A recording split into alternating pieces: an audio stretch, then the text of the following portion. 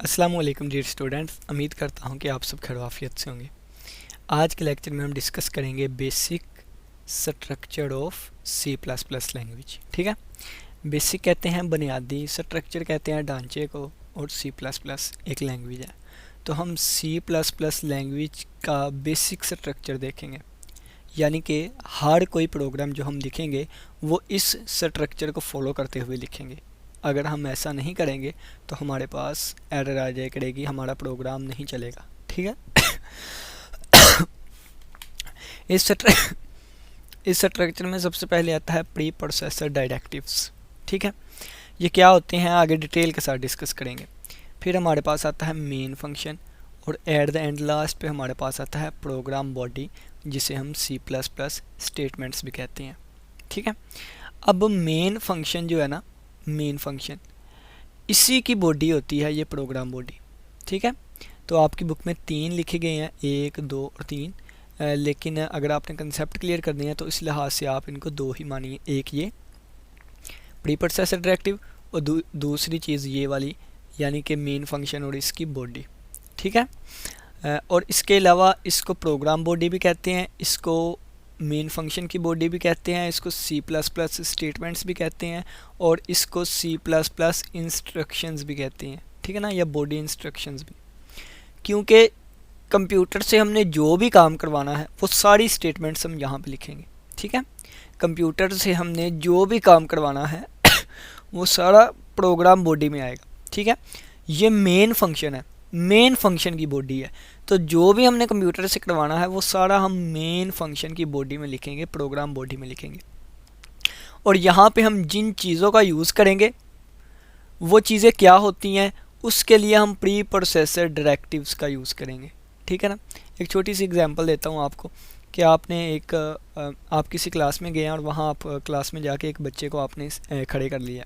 अब उस बच्चे की जो डिटेल सारी है वो प्रिंसिपल के ऑफिस में पड़ी होगी, या कहीं ना कहीं वो कॉलेज के किसी न किसी कमरे में पड़ी होगी। तो वो बच्चा क्या है उसके बारे में सारी डिटेल जो है वो जिस तरह वहाँ पे पड़ी हुई है, उसी तरह एक फ़ाइल होती है जिसमें सारी डिटेल पड़ी होगी, जिसे हम हेडर फाइल्स कहते हैं। और प्रोग्राम में उन हेडर फाइल्स को लगाने के लिए, इंक्लूड करने के लिए प्री प्रोसेसर डायरेक्टिव का यूज़ किया जाता है। अभी कोई समझ नहीं आई, नेक्स्ट हम डिटेल से पढ़ते हैं। तो चलिए आइए स्टार्ट करते हैं। सबसे पहले हमारे पास आएगा basic structure of C plus plus program. ठीक है, तो यहाँ से हम रेज कर देते हैं थोड़ा सा। The format of writing program in C plus plus is called its structure. C plus plus language में प्रोग्राम लिखने का कौन सा फॉर्मेट है, या जो फॉर्मेट हम यूज़ करेंगे उसको सी प्लस प्लस का स्ट्रक्चर कहते हैं। The basic structure of C plus plus is language is very flexible. C plus plus language का स्ट्रक्चर बहुत ज़्यादा फ्लेक्सिबल है। It increases the power of the language. हमने पढ़ा था कि सी प्लस प्लस लैंग्वेज एक बहुत ही पावरफुल लैंग्वेज है। ठीक है, तो पावरफुल कैसे है, इसमें यूज़ होने वाली चीज़ें इसको पावरफुल बनाती है। तो इसमें से एक चीज़ बेसिक स्ट्रक्चर भी है, यानी कि बेसिक स्ट्रक्चर जो है सी प्लस प्लस की पावर को बढ़ाता है। It increases the power of language. It consist of following parts. तो basic structure of C plus plus के फॉलोइंग पार्ट्स होते हैं। सबसे पहले आता है प्री प्रोसेसर डायरेक्टिव, फिर मेन फंक्शन, और at the end program body. मैंने आपको पहले बताया अगर आपने कंसेप्ट ठीक करने हैं तो ये चीज़ें एक ही लेके चलें, यानी कि एक मेन फंक्शन और साथ ही उसकी बॉडी। ठीक है। Eight the and next chapters में हम पढ़ेंगे फंक्शन। तो फंक्शन और उसके साथ ही उसकी बॉडी होती है। ठीक है, तो ये मेन फंक्शन और साथ ही उसकी बॉडी हुआ करेगी। ठीक है ना, ये वाली चीज़। और जो भी हम बॉडी में करेंगे उस सभी की डिटेल के लिए हम प्री प्रोसेसर डायरेक्टिव का यूज़ करेंगे। ठीक है ना, एक छोटी सी एग्जांपल देख लेते हैं कि मैंने बॉडी में लिखा सी आउट हेलो वर्ल्ड, यानी कि ये जो हेलो वर्ल्ड लिखा हुआ है ना, इसको स्क्रीन पर मैंने प्रिंट करवाना है, स्क्रीन पर मैं इसे देखना चाहता हूँ, तो उसके लिए मैंने सी आउट का यूज़ किया। अब ये सी आउट क्या है, तो इसकी डिटेल जो है इसमें पड़ी होगी, इस हेडर फाइल में पड़ी होगी, IO स्ट्रीम। IO स्ट्रीम का मतलब क्या है, I का मतलब इनपुट, ओ का मतलब आउटपुट, इनपुट आउटपुट स्ट्रीम। तो इनपुट आउटपुट स्ट्रीम के लिए या इनपुट आउटपुट कामों के लिए हम जिन चीज़ों का यूज़ करेंगे उन सभी चीज़ों की डिटेल इस हेडर फाइल में होगी। और अगर हम इसका यूज़ कर रहे हैं तो हमें पहले बताना होगा ये चीज़ क्या है, तो उसके लिए मुझे ये हेडर फाइल अटैच करनी पड़ेगी, इंक्लूड करनी पड़ेगी इस प्रोग्राम में। तो हेडर फाइल को इंक्लूड करने के लिए मैं प्री प्रोसेसर डायरेक्टिव इंक्लूड का यूज़ करूँगा। ठीक है, तो ये हैश सिंबल जो लिखा हुआ है, हैश सिंबल ज़ाहिर करता है कि ये प्री प्रोसेसर डायरेक्टिव है। ठीक हो गया, तो प्री प्रोसेसर डायरेक्टिव का पता चल गया। यानी कि जो चीज़ें मैं मेन फंक्शन में या मेन फंक्शन की बॉडी में यूज़ करूँगा वो चीज़ें क्या है वो कंपाइलर को नहीं पता होता है, वो किसी को नहीं पता होता। तो वो चीज़ें क्या हैं वो बताने के लिए मैं ऊपर हेडर फाइल्स इंक्लूड करूँगा, शामिल करूँगा, ताकि पता चल सके ये चीज़ क्या है। ठीक है ना, मुझे तो पता है, लेकिन जिसने इस प्रोग्राम को चलाना है यानी कि कंपाइलर, तो वो बताया करेगा, वो देखा करेगा कि ये चीज़ क्या है। ठीक है, बाकी ये प्री प्रोसेसर डायरेक्टिव है, ये हमारे पास मेन फंक्शन है, ये प्रोग्राम बॉडी है, ये C++ की इंस्ट्रक्शंस हैं। इंस्ट्रक्शंस क्या हैं? हदायत हैं कंप्यूटर के लिए कि तुमने ये चीज़ स्क्रीन पर शो करवानी है। और ये statement terminator eight the and semicolon use किया गया है, ये ऊपर डॉट और नीचे कोमा, इसको हम सेमीकॉलन कहते हैं। ये हर एक स्टेटमेंट के एंड पे आया करेगा। ये C++ लैंग्वेज का सिंटैक्स है, एक रूल है। अगर हम इस रूल को फॉलो नहीं करेंगे तो हमारे पास एरर आएगा। तो नेक्स्ट लेक्चर में हम एरर्स भी देखेंगे, टाइप्स ऑफ एरर। तो ये सिंटैक्स एरर होता है जो कि रूल्स की खिलाफ वर्जी करने से आता है। ये हमारे पास basic structure of C++ program था। ठीक है, आइए अब हम इनको डिटेल के साथ डिस्कस करते हैं। सबसे पहले हमारे पास आता है प्री प्रोसेसर डायरेक्टिव। ठीक है, pre processor directive is an instruction, ये इंस्ट्रक्शन होती है given to the compiler before the execution of actual program. Actual program क्या होता है? मेन फंक्शन की बॉडी जो होती है, यानी कि जो भी चीज़ हमने करली ब्रेसेस में लिखी होती है इस तरह। ठीक है, तो ये एक्चुअल प्रोग्राम होता है। इस प्रोग्राम को चलाने से पहले कंपाइलर को कुछ हदायत दी जाती हैं। वो हदायत क्या होती हैं? वो हदायत ये होती हैं कि इस बॉडी में जो चीज़ यूज़ की गई है वो ऊपर पहले ही डिफ़ाइन कर दी जाएगी। देखें जी, आपको एक दोबारा समझाने की कोशिश करता हूँ। हमने कंप्यूटर को कहना है कि तुम प्रिंट कर दो स्क्रीन पर आई लव पाकिस्तान, तो इसके लिए मैं सी आउट का यूज़ करूँगा, सी आउट।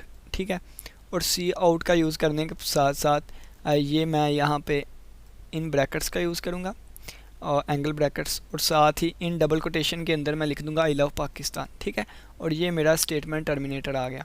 ठीक है, और यहाँ पे ये मेरा करली ब्रेसेस बंद हो गई, यानी कि ये बॉडी बंद हो गई, बॉडी आ गई हमारे पास।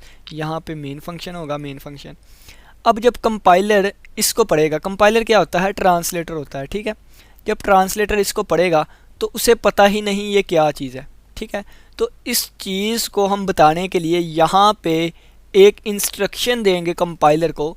इस प्रोग्राम की एग्जीक्यूशन से पहले, इस प्रोग्राम के स्टार्ट होने से पहले हम यहाँ पे इसको इंस्ट्रक्शन देंगे, हदायत देंगे कि ये वाली चीज़ क्या यूज़ की गई है। ठीक है, तो ये प्री प्रोसेसर डायरेक्टिव इंस्ट्रक्शन होती है जो कि कंपाइलर को दी जाती है चलाने से पहले एक्चुअल प्रोग्राम को। एक्चुअल प्रोग्राम को चलाने से पहले, एग्जीक्यूट करने से पहले कंपाइलर को दी जाने वाली हदायत प्री प्रोसेसर डायरेक्टिव होती हैं। प्री प्रोसेसर डायरेक्टिव को हम कंपाइलर डायरेक्टिव भी कहते हैं। The pre processor directive are processed by a program known as pre processor. Pre processor की मदद से हम प्री प्रोसेसर डायरेक्टिव को प्रोसेस करते हैं।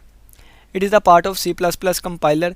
ये प्री प्रोसेसर जो होता है ये C++ कंपाइलर का ही एक पार्ट होता है। It modifies C++ source program before compilation. ये क्या करता है? कंपाइल, यानी कि इस चीज़ को कंपाइल करने से पहले, इन चीज़ों को कंपाइल करने से पहले C++ के सोर्स प्रोग्राम को मॉडिफाई करता है। ठीक है, the semicolon is not used in the end of pre processor directive. Pre processor directive के एंड पे सेमीकॉलन यूज़ नहीं होता। यानी कि मैंने आपको थोड़ी देर पहले ही बताया था कि हम कोई भी स्टेटमेंट लिखा करेंगे तो इसके एंड पे सेमीकॉलन लाजमी आया करेगा, क्योंकि ये एक रूल है। लेकिन बॉडी में अगर कोई स्टेटमेंट लिखेंगे तो उसके एंड पे सेमीकोलन आया करेगा, ठीक है ना। तो अगर बॉडी से पहले हम कोई चीज़ लिख रहे हैं तो वो हमारे पास कंपाइलर के लिए हैं, और उसके एंड पर यानी कि प्री प्रोसेसर डायरेक्टिव के एंड पर सेमीकोलन नहीं आता। जो चीज़ हम करली ब्रेसिस में लिखेंगे उसके एंड पे आया करेगा, प्री प्रोसेसर डायरेक्टिव के एंड पे नहीं आया करेगा, ठीक है ना। The pre processor directive hash symbol से स्टार्ट होते हैं। जहाँ कहीं भी ये सिंबल यूज़ हो, ये वाला आपने समझ जाना है कि ये प्री प्रोसेसर डायरेक्टिव तो नहीं, ठीक है। This directives are written at the start of program. इनको हम प्रोग्राम के स्टार्टिंग पे लिखते हैं। The following pre processor directive is used in. अब एक प्री प्रोसेसर डायरेक्टिव आएगा जिसको इन हेडर फाइल इंक्लूड करने के लिए यूज़ किया जाता है, ठीक है। तो वो कौन सा है? वो इंक्लूड प्री प्रोसेसर डायरेक्टिव है। Include pre processor directive is use to include header file. ये हेडर फाइल को इंक्लूड करता है प्रोग्राम के अंदर, और हेडर फाइल के अंदर डिटेल पड़ी होती है जो भी हम चीज़ें बॉडी में यूज़ करेंगे, जो भी हम इंस्ट्रक्शंस लिखेंगे, जो भी हम स्टेटमेंट लिखेंगे। The syntax of using this directive is as follows. अब इस इंक्लूड प्री प्रोसेसर डायरेक्टिव को लिखने का एक रूल होता है, और वो ये वाला है, ठीक है। ये वाला रूल है। रूल क्या है, हम आगे जाकर पढ़ते हैं मज़ीद। The above statement tells the compiler to include the file in the source program before compiling it. अब इसका मतलब है कि प्रोग्राम एक्चुअल प्रोग्राम की एग्जीक्यूशन से पहले कंपाइलर को बता दिया जाए कि यहाँ पे एक हेडर फाइल इंक्लूड कर दी गई है, input output stream dot H, ठीक है। हेडर फाइल की निशानी क्या है? ये डॉट एच लगा होता है, इसकी एक्सटेंशन है। हेडर फाइल क्या होती है? Header file are collection of standard library functions to perform different task. हेडर फाइल में कुछ स्टैंडर्ड लाइब्रेरी फंक्शंस होते हैं जो कि डिफरेंट काम सर अंजाम करवाते हैं। जिस तरह सी आउट का मैंने आपको बताया था, ये भी एक फंक्शन है जो कि आउटपुट शो करवाया करेगा, जो कि हमारी आउटपुट शो करवाया करेगा। तो आउटपुट शो करवाने के लिए, ये वाला काम करने के लिए ये एक फंक्शन है, और ये हमारे पास हेडर फाइल में होगा, ठीक है ना। हेडर फाइल में होती हैं, या हेडर फाइल में कलेक्शन होती है लाइब्रेरी फंक्शंस की, जो कि मुख्तलिफ काम सर अंजाम करवाते हैं। There are many header files for different purposes. Different purpose के लिए डिफरेंट हेडर फाइल्स यूज़ की जाती हैं, ठीक है। Each header file contain different types of pre defined function. Different header file होगी, हर एक फाइल में different types of pre defined function हुआ करेंगे। सी आउट के लिए ये है। मैथमेटिक्स के अगर हमने काम सर अंजाम करवाना है तो उसके लिए मैथ डॉट एच होती है, ठीक है ना। इसी तरह stdio डॉट एच भी होती है, कोनियो डॉट एच कोनियो dot H console input output, वो मुख्तलिफ हेडर फाइल्स हैं, ठीक है। Many header files can be included in one program. एक ही प्रोग्राम में हम बहुत ज़्यादा मैनी हेडर फाइल्स को इंक्लूड करवा सकते हैं। The header file must be included in the program before calling any of its function in the program. यानी कि यहाँ पे एक प्रोग्राम है, और यहाँ पे अगर हमने फंक्शन अप्लाई कर दिया है, अब ये फंक्शन यहाँ पे हमने अप्लाई किया, ये नहीं कि हमने प्री प्रोसेसर डायरेक्टिव यहाँ पे यूज़ करना है, नहीं। प्री प्रोसेसर डायरेक्टिव हम उससे पहले लगाएंगे जहाँ पे उस फंक्शन का यूज़ किया गया होगा। यानी कि अगर यहाँ पे मैं सी आउट का यूज़ करूँगा ना, तो इसका हवाला मुझे इससे पहले ही देना पड़ेगा। तो मैं यहाँ पे प्री प्रोसेसर डायरेक्टिव यूज़ करूँगा कि ये फंक्शन क्या काम करेगा, ठीक है। तो यही बताया गया है। हेडर फाइल जो है ये इंक्लूड करनी चाहिए इन द प्रोग्राम में before calling any of its function in the program, कि इसके फंक्शन को अगर प्रोग्राम में बुलाया जा रहा है, ठीक है। कोई भी फंक्शन है उसको अगर बुलाया जा रहा है जिसमें इसकी डिटेल पड़ी है, उसको हम पहले ऐड करेंगे, ठीक है। ये नहीं कि पहले हमने फंक्शन को यूज़ कर लिया बाद में उसको ऐड करें, तो कंपाइलर को पता ही नहीं चलेगा, हमारे पास एरर आ जाया करेगा, ठीक है ना। तो नेक्स्ट हम डिस्कस करते हैं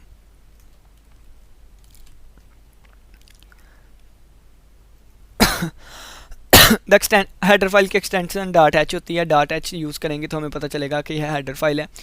the include pre processor directive is use to include header file in the program. Include pre processor directive क्या करता है? हेडर फाइल को इंक्लूड करता है प्रोग्राम में। This header file provided C++ compiler system. ये C++ कंपाइलर सिस्टम ने ही हेडर फाइल प्रोवाइड की होती हैं। The header files are normally stored in include sub directory. Include sub directory, sub directory किसे कहते हैं? एक छोटा फोल्डर कह लें आप। एक डायरेक्टरी होती है जहाँ पे एक इंक्लूड फोल्डर होता है, या इंक्लूड डायरेक्टरी होती है जहाँ पे हेडर फाइल्स को स्टोर किया जाता है। The name of header file का नेम कैसे लिखते हैं, तो ये हमारे पास सिंटैक्स आ गया। ठीक है, एक रूल आ गया, अगर हम इस रूल को फॉलो नहीं करेंगे तो हमारा सिंटैक्स गलत हो जाएगा, तो हमारा एरर आ जाया करेगा। सबसे पहले हमने हैश लगाना है, इसके बाद छोटे लेटर्स में हम इंक्लूड लिखेंगे, इसके बाद स्पेस डाल के हम करली ब्रैकेट, और इसके बाद हेडर फाइल का नाम लिखेंगे। ठीक है, हेडर फाइल का नाम तो इसके बाद हम ब्रैकेट बंद कर देंगे, सेमी कॉलन नहीं लगाना। ठीक है, ये हमारे पास, आप इस तरीके से करली ब्रेसेस को ख़त्म करके आप डबल कोटेशन मार्क्स भी लगा सकते हैं। ठीक है, अगर हम इसमें थोड़ी सी भी चेंजिंग करेंगे, ठीक है, तो हमारा एरर आ जाया करेगा। ठीक है ना, तो इस सिंटैक्स को लाजमी आपने फॉलो करना है। हम जो भी चीज़ें पढ़ा करेंगे ना उसका सिंटैक्स देखेंगे, तो अगर उस सिंटैक्स को फॉलो नहीं किया जाएगा तो हमारे नंबर भी काटे जाएंगे, और अगर हम प्रोग्राम लिखेंगे तो हमारे सिंटैक्स एरर भी आया करेंगे। सिंटैक्स एरर क्या होता है नेक्स्ट लेक्चर में डिस्कस करेंगे। एग्जांपल आगे, हैश इंक्लूड, ये देखिए अब डबल कोटेशन मार्क्स में आप डबल कोटेशन मार्क्स की जगह ये भी यूज़ कर सकते थे। ठीक है, iostream.h, the word iostream stand for, iostream का मतलब है इनपुट या आउटपुट स्ट्रीम। ठीक है, इस हेडर फाइल में बिल्ट इन इनपुट और आउटपुट फंक्शंस हुआ करेंगे ऑब्जेक्ट रिलेटेड। ठीक है, हेडर अगर मैथ.h हेडर फाइल के एग्जांपल लें तो इसमें pre defined mathematically functions use हुआ करेंगे, जैसे कि SQRT क्या है, स्क्वायर रूट हमने लेना है, तो ये हमने एक फंक्शन यूज़ किया। तो इसके लिए अगर मैं ये वाली हेडर फाइल यूज़ करूँगा तो कोई फ़ायदा नहीं, क्योंकि इसकी डिटेल इस मैथ.h में पड़ी हुई है, तो मुझे इसको इंक्लूड करना पड़ेगा। ठीक है ना, the following statement is used to include file in the program, ये स्टेटमेंट भी एक हेडर फाइल को प्रोग्राम में इंक्लूड करती है। नेक्स्ट हमारे पास आ गया मेन फंक्शन, और आगे इसकी बॉडी को हम डिस्कस करेंगे। Main function is the starting point of a C++ program. Main function क्या होता है, यही हमारा starting point of a program होता है। जब प्रोग्राम रन होता है the control enter the main function, control जो है वो मेन फंक्शन में एंटर होता है और स्टेटमेंट को एग्जीक्यूट करना स्टार्ट कर देता है। देखें, मैंने आपको पहले भी बताया था कि हमारे यहाँ बुक पे 3 पार्ट्स लिखे गए हैं, pre processor directive, main function और प्रोग्राम बॉडी। लेकिन अगर आपने अपने कंसेप्ट्स क्लियर करने हैं तो आप 2 पार्ट्स जानिए, पहला पार्ट प्री प्रोसेसर डायरेक्टिव और दूसरा पार्ट मेन फंक्शन और इसकी बॉडी। ठीक है, तो अब देखें, आप कहेंगे स्टेटमेंट्स कहाँ से आ गई, तो जिस तरह मैं आपको कह रहा हूँ कि मेन फंक्शन की ही ये सारी स्टेटमेंट होती हैं। लगी बात की समझ, कंसेप्ट क्लियर करने हैं तो मेन फंक्शन और ये बॉडी को एक चीज़ ही समझिए आप। ठीक है ना, अगर लहदा समझेंगे तो उस वक्त कंसेप्ट सीखने में ज़रा मुश्किल होगा। कंट्रोल जो है वो मेन फंक्शन में एंटर होता है और साथ ही इसकी स्टेटमेंट्स को चलाना स्टार्ट कर देता है। Each program must contain main function, हर एक प्रोग्राम में मेन फंक्शन लाजमी होगा, और अगर प्रोग्राम में मेन फंक्शन नहीं है तो ये कभी भी कंपाइल नहीं होगा और कभी भी चलेगा ही नहीं। चलने से पहले हमेशा कंपाइल होता है, जब कंपाइल ही नहीं होगा तो चलेगा ही नहीं। Any number of statements can be written in the body of the main function. ये देखें, कोई भी स्टेटमेंट जो कि हम मेन फंक्शन की बॉडी में लिखते हैं, कंसेप्ट आ गया वही बॉडी ऑफ मेन फंक्शन। कोई भी स्टेटमेंट यानी कि any number of statements can B, यानी कि हम जितनी मर्जी स्टेटमेंट्स मेन फंक्शन की बॉडी में लिख सकते हैं। ठीक है, और मेन फंक्शन का जो सिंटैक्स होगा कि हमने मेन फंक्शन कैसे लिखना है वो ये वाला होगा। अब देखें, ये तो प्रोग्राम बॉडी थी, अब मेन फंक्शन की बॉडी बन गई है। तो आपको बताया है कंसेप्ट क्लियर करने हैं तो ये एक ही चीज़ है। ठीक है, पार्ट 3 बना दिए गए हैं, लेकिन कंसेप्ट क्लियर करने के लिए 2 ही पार्ट है, वाइड मेन और ये मेन फंक्शन की बॉडी। और अगर हमने ये यूज़ कर ली, ये ब्रैकेट यूज़ नहीं की, या दोनों हमने ओपन लगा दी, तो यानी कि इसमें थोड़ा सा भी चेंजिंग किया ना हमने, तो इसकी वजह से हमारा जो है वो एक एरर आएगा, सिंटैक्स एरर। ठीक है, तो ये रूल बना दिया गया है मेन फंक्शन लिखने का। नेक्स्ट हम C++ की स्टेटमेंट्स देखते हैं कि इसमें स्टेटमेंट्स कैसे लिखनी है। स्टेटमेंट्स को कर्ली ब्रेसेस के अंदर लिखा जाता है। कर्ली ब्रेसेस किया, ये डांसिंग ब्रैकेट्स, ठीक है ना, ये जो ब्रैकेट्स होते हैं इनको कर्ली ब्रेसेस कहते हैं। और आपको बता दूं, इनको पेरेंथेसिस कहते हैं, इनको ब्रैकेट कहते हैं। ठीक है, इनको कर्ली ब्रेसेस भी कहते हैं, डेलीमीटर्स भी कहते हैं, इनको पेरेंथेसिस कहते हैं, इनको ब्रैकेट कहते हैं, और इनको एंगल ब्रैकेट कहते हैं। ठीक है, the curly braces is called opening brace, इसको हम ओपनिंग ब्रेस कहते हैं, इसको हम क्लोजिंग ब्रेस कहते हैं, और इन ब्रेसेस को हम डेलीमीटर्स भी कहते हैं। ये MCQs, ठीक है, इन डेलीमीटर्स भी कहते हैं। These statements are collectively known as, इनको हम प्रोग्राम की बॉडी कहते हैं या मेन फंक्शन की बॉडी कहते हैं। हर स्टेटमेंट के एंड पर सेमी कॉलन आएगा, ये भी एक सिंटैक्स आ गया ये भी एक रूल आ गया कि हर एक स्टेटमेंट के एंड पे हमारे पास सेमीकोलन लाजमी आएगा। अगर हम सेमीकोलन का यूज़ नहीं करेंगे तो वहाँ पे आएगा एक एरर, जो कि सिंटैक्स एरर होगा, जो आपको कहेगा कि आपने रूल की खिलाफ वर्जी की है।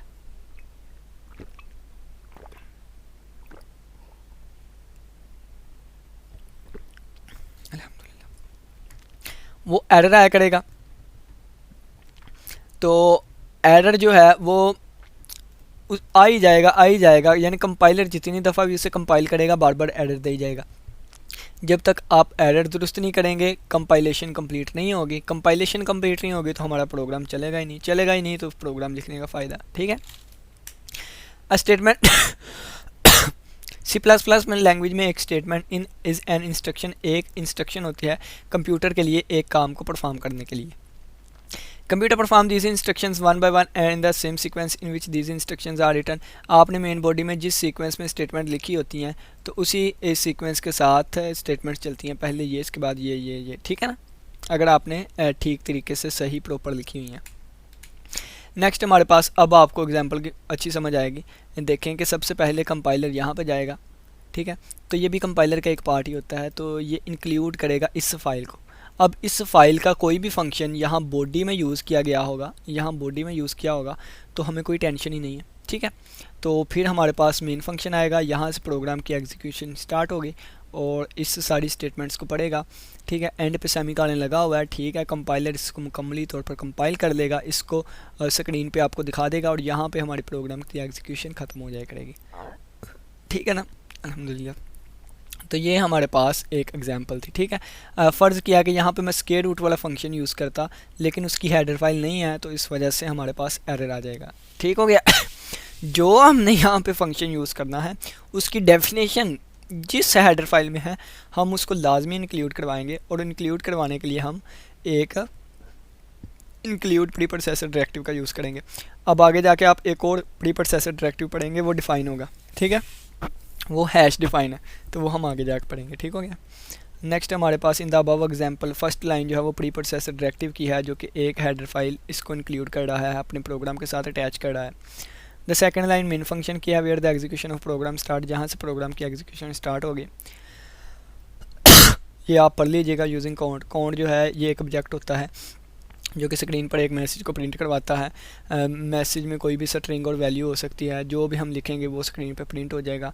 एक स्ट्रिंग जो है वो सेट ऑफ करैक्टर्स भी हो सकती है, जैसे ये 5 करैक्टर से मिलकर एक बना, फिर एक स्पेस भी एक करैक्टर है, ये भी 5 करैक्टर है।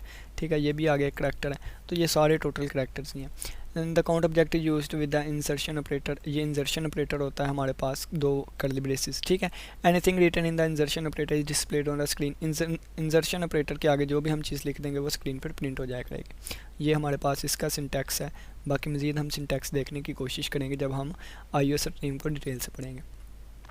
ठीक है, तो नेक्स्ट देखिए टोकन। टोकन क्या होता है? टोकन यही समझ लें कि कुछ टर्म्स आ गई हैं इंपॉर्टेंट, जिसमें कीवर्ड्स है, आइडेंटिफायर्स हैं, कांस्टेंट्स हैं, ऑपरेटर्स आ जाते हैं और भी चीज़ें। ठीक है, टोकन एक लैंग्वेज एलिमेंट है जो कि एक स्टेटमेंट के फॉर्म में यूज़ होता है। ठीक है, C++ लैंग्वेज में कंसिस्ट ऑफ डिफरेंट टोकन्स, जिसमें से सबसे पहले कीवर्ड आता है। कीवर्ड्स क्या है? कीवर्ड एक वर्ड होता है सी लैंग्वेज में जो कि प्री डिफाइंड मीनिंग रखता है और अपना प्री डिफाइंड पर्पस रखता है। The meaning and purpose of a keyword is defined by the developer. जब लैंग्वेज बनाई जाती है उसी वक्त इनका मीनिंग डिफ़ाइन कर दिया जाता है। ठीक है, जैसे for, double, if, const. Example देता हूँ, देखें जी कि अगर मैंने कोई चीज़ बनाई है, ठीक है, अगर मैंने कोई चीज़ बनाई है तो इस चीज़ को अगर मैं सिखा दूँ कि एक लड़के का नाम क्या है, अली है। ठीक है, तो बाकी और कोई भी आ जाए तो हम उसका नाम उसको बता सकते हैं, इसका ये नाम है इसका, लेकिन जब अली सामने आएगा तो उससे पहले ही पता चल जाना कि ये अली है। इसी तरह यानी कि मैंने अली का जो नेम था उस मशीन को बनाते वक्त ही बता दिया। ठीक है, तो इसी तरह ये है, कुछ ऐसे वर्ड्स होते हैं सी लैंग्वेज में जिनको पहले ही बता दिया जाता है कि इन्होंने ये काम करने हैं। सी आउट की एग्जांपल ली थी ना, सी आउट ने पहले ही बता देना करना है कि सी आउट एक ख़ास वर्ड है। ठीक है, इसी तरह फार, फार एक ख़ास वर्ड है, डबल भी एक ख़ास वर्ड है, इफ़ भी एक ख़ास वर्ड है, कॉन्स्टेंट, इसको हम अपने मकसद के लिए यूज़ नहीं कर सकते। ये पहले ही बता दिया गया है इनका मकसद, और वो मकसद क्या है, ये हमारे पास डाटा टाइप है, ये हमारे पास इफ़ एल्स वाला इफ़ है, ये फॉर लूप वाला है, ये कांस्टेंट वैल्यू कांस्टेंट कर, तो ये सारी चीज़ें हम पहले पढ़ेंगे। इनका मकसद पहले ही बता दिया गया है, इन्होंने क्या करना है, प्रोग्राम में इनका क्या काम है, इन्होंने पहले ही बता दिया गया है, हम अपने इस्तेमाल में इनको नहीं लेके आ सकते। और कीवर्ड्स में हर एक लेटर छोटा होता है, ठीक है। ये डबल लिखा गया है ना, आप डी बड़ा लिख के इसको यूज़ कर सकते हैं अपने मकसद के लिए, लेकिन इस डबल के टू द पॉइंट यही स्पेलिंग लोअर केस में यूज़ नहीं कर सकते, क्योंकि ये कीवर्ड है, रिजर्व वर्ड है। इनको कीवर्ड भी कहते हैं, रिजर्व वर्ड भी कहते हैं, और एक और नाम था, चलिए बाद में देखा जाएगा। आइडेंटिफाइड आ जाते हैं, ठीक है। अब इन कीवर्ड्स के अलावा बाकी जो हम अपनी तरफ से नाम रखते हैं वैल्यू स्टोर करवाने के लिए, देखें कि बच्चे की एज को स्टोर करना था तो मैंने एक वेरिएबल ले लिया, ठीक है। एक आइटम नंबर 20 में कोई वैल्यू स्टोर करवानी थी, ये मैंने एक नाम ले लिया। काउंटर में मैंने कोई चीज़ स्टोर करवानी थी, यहाँ पे मैंने नाम ले लिया। नंबर ऑफ़ करैक्टर कितने हैं, ये मैंने इसमें कोई वैल्यू स्टोर करवानी थी, ये नाम ले लिया। तो आइडेंटिफाइड नाम होते हैं किसी भी वेरिएबल या फंक्शन के, इनको हम यूज़र डिफाइंड वर्ड्स भी कहते हैं, जो कि हम खुद अपनी मर्ज़ी से डिफ़ाइन करते हैं। और आइडेंटिफाइड का नाम रखने के कुछ रूल्स होते हैं, 10-12 इतने से होते हैं, तो वो पता नहीं आगे आपने पढ़ने हैं कि नहीं, देखेंगे हम वो भी, ठीक है ना। इसके बाद आता है कांस्टेंट। कांस्टेंट एक ऐसी क्वांटिटी होती है जिसकी वैल्यू प्रोग्राम चलने के दौरान तब्दील नहीं होती।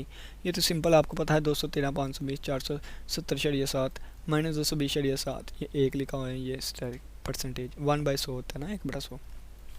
तो बस आज का लेक्चर हमारा यही था, उम्मीद करता हूँ लेक्चर की समझ आई होगी। Always stay happy. इसी के साथ इजाज़त दीजिए, अल्लाह हाफिज़, अल्लाह निगहबान।